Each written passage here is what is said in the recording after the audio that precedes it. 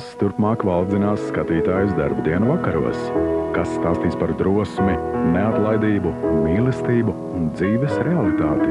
Vai tas būs stāsts, kurš saņēmis neskaitāmas balvas, vai tas būs stāsts par 4 sievietēm, kuras ir ne tikai sāncenses un draudzenes, bet arī māsas?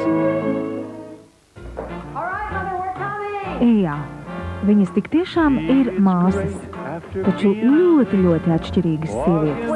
Vecākā Aleksandra ir neatlaidīga un tieša, sabiedriski aktīva un apzinīga ģimenes māte.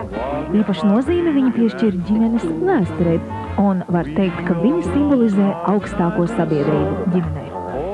Šo lomu atveido aktrise Svulžija Kurca, kura saņēmusi arī Emmy nomināciju par Aleksas lomu. Šāds novērtējums aktrisei nav vienīgais, pirms tam pat viņa saņēma Emmy balvu. Tiesa gan par citu, par Kerolas lomu seriālā Kerola un kompānija. Šobrīd 55 gadus vecā aktrise ir labi zināma arī kā teātra aktrise un arī šajā jomā saņēmusi Tonija balvas. Savukārt Teodora, jeb Tedija, tiek uzskatīta par dumpīgo māsu, kuru nekas neapturēs darīt to, ko viņa vēlas. Viņa ir vēlējusies atgriezties pēc 3 prombūtnes gadiem bez darba un bez mājvietas. Šajā lomā aktrise Sēla Avaldi.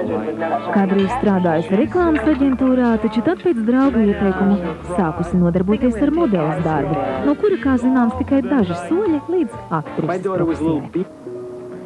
Trešo Džordžānu, jeb īsāk Džordžiju, atveido aktrise Patricija Kelembera, un Džordžijas nozīmīgākā raksturīpašība ir viņas atbildības sajūta.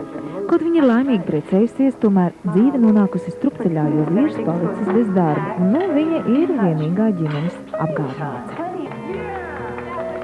Jaunākā māsa Frančiska, jeb Frenkija, ir tipiska karjeras sieviete. Taču viņu alaži nomāca vēlme ne tikai gūt panākumus darbā, bet arī pārspēt savas māsas.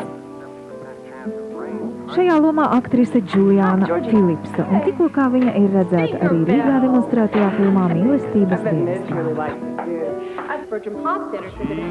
Tātad katrai no viņām ir savas problēmas, taču bieži vien tās visas jāatliek malā, lai tiktu galā ar kopīgajām ģimenes likstām.